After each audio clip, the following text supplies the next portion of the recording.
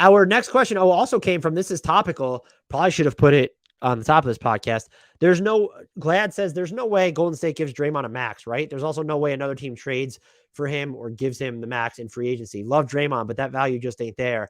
I can't imagine Draymond on another team. Yeah, I can't imagine. That was a great piece from Anthony Slater and Marcus Thompson at The Athletic, published on Wednesday, talking about the 4 extension eligible players in Jordan Poole, Andrew Wiggins, Draymond Green, and Klay Thompson. I can't picture Klay, Dre, or Steph in another uniform, but if I had to pick one, I think it would be Draymond, because he's been very open about wanting to get paid in the past, and good for him. Do I think that he gets a max? No. Ultimately, I don't think he gets a max. And if he signs an extension this summer, he's definitely not. They're not giving him the max. That being said, we need, the conversation for him seems like it might have veered too far from reality. He had some rough moments in the playoffs, some rough moments in the finals, especially on offense. That did not define his entire season. Before he got injured, he was the defensive player of the year favorite. And you combine that with his short roll passing and just the havoc he can create when you actually get him going downhill. The Celtics found unique ways to really bump him out of his element. That's something you need to concern yourself with. But if I'm the Warriors, I'm not looking as, Draymond Green's next contract, it could take him through, what is he now? It would take him through his age 37 season. Is he really that old? So you have to consider that for sure. At the same time, yeah, because he has 2 years left in free agency, he's going to be age 32 next year, age 33 the year after. So his next deal could feasibly take him through age 34, 35, 36, 37, or age 30, depending on when he signs the extension. I think this is a situation where you just wait, see what he looks like next season. And there's going to be no harm, no foul, if you decide to wait to pay him. I think the infrastructure in Golden State is strong enough. And he can also view it as, if the best offer from them, and he's a player option for 23. So it's the 1 year. That next deal, though, you're getting into his mid to late 30s. Why didn't I realize he had a player option? That's a miss on my behalf. But if he's going to opt out, he's with Clutch Sports. They're going to know that they have an offer from another team. And do you really think a contender wouldn't just throw the bag at Draymond, even if if it's a 2 or 3 year max? They're like, almost half the league could have a ton of cap space next year. I also think that's why I wouldn't rule out a near max payday, just because the salary cap is projected to go up and up and up. And if it averages a $10 million jump per year, Draymond's max now is not going to be as detrimental moving forward. No, you're not going to give him the 40, do you want to pay Draymond Green $40 million a year? And the answer to that is just no. And he's going to be eligible after next season. He's at the 10-year max right now. So his max salary starting in his next deal, if he opts out of his contract next season, that could start at $46.6 million. I'm not giving that for Draymond Green. And I don't think the Warriors, they know they have to pay Thompson and Poole and Wiggins, or that they're on the hook potentially for paying those guys. They're probably going to want something that's closer to his current salary right now.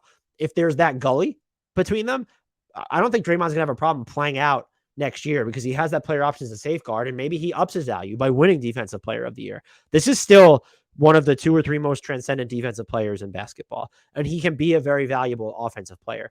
When you look at Golden State's extension candidates in some, it wouldn't shock me if none of them get extensions. I know Marcus Thompson and Anthony Slater said Andrew Wiggins has a really good chance of getting an extension, probably because you don't want him hitting unrestricted free agency next summer. Jordan Poole's a restricted free agent. I think to maintain flexibility, if he's asking for the max or anywhere near it, you just say, you played really good this year, go out and do it again, and we'll pay you. We won't even, make you go to the open market to find your max offer. But if he has sort of a down year, they want to make sure what they've seen last year is real. And not for nothing, but the Golden State offense without Steph Curry, still not good. No matter how you sort of shape the lineups with Jordan Poole. When he's playing with Draymond and Klay at the same time, that was a super small sample size. Whether he's playing alone, whether he's playing with Wiggins, the Warriors offense, what was better last year when Steph was off the court than it was the past, than it was in 2020, 2021, still below average. And if you're going to invest max money in someone like Jordan Poole, who was, let me make this clear, absolutely fantastic last season, especially towards the tail end when he was just on an absolute scorcher. I don't think he's this no-brainer max candidate. And so I would bet against him getting an extension. Klay, just like has 2 guaranteed years left on his deal. They'll revisit it maybe next summer after they see what he looks like. It wouldn't shock me if I'm not advocating for this, but he, like Steph, wants to be in Golden State and so bad. And he, like Steph, didn't get like, he might just be more willing to take a pay cut than a Steph Curry. It's just where I would be at this point. If he's a lesser player, he might be worth less in general. And so he's willing to sign a smaller deal. Do they flip flop where like Draymond gets the Clay type extension that Clay has now, and then Clay gets the Draymond type extension?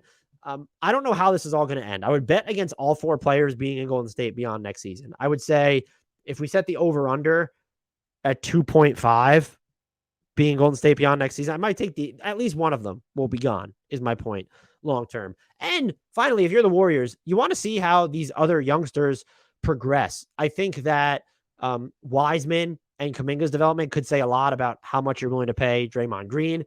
Moses Moody's development probably says how much you're willing to pay for Klay Thompson. I don't think they're going to be like, hey, we got Moody, so Klay, just get out of here. Or we have Kuminga, Dre, leave. Jordan Poole is probably the most, maybe Wiggins is the most valuable long term, just because like they don't have another bigger wing defender on the roster. Perhaps Kuminga fills that role, though. Maybe they view him as that too. So Poole's probably like the most valuable long term, as thinking, okay, Steph Curry ages out. We need the primary shot creator. Is that Kuminga right now? We know it's not Klay. It's not going to be Draymond. So him probably followed by Andrew Wiggins. Just he's been tackling the toughest wing assignments for them. But it wouldn't shock me to see them let all of this ride until the offseason. I guess I agree Wiggins would be the most likely to extend just because you want to keep him out of free agency.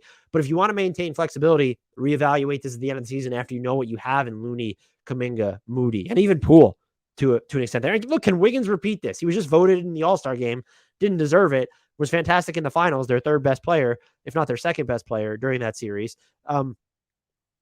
Then like do it again would basically be the messaging. So if I had to bet, let's set an over under on the number of players getting an extension at 1.5. I'm going to take the under here, but no, I don't think Draymond gets the max. And I think you ask for the moon and then you settle for your market value. Do I think if he hits the open market and plays really well next year, that there'd be a team willing to give him the short-term max? I don't have one off the top of my head, but maybe. Like, I mean, look at a team with Detroit. They could have $60 million in room almost next year. Would they throw him the max? I mean, a lot of the teams are going to have cap space are just not really trying to compete again. So there's that to consider. Would Charlotte throw him the max? They can kind of get there. I don't like Indiana.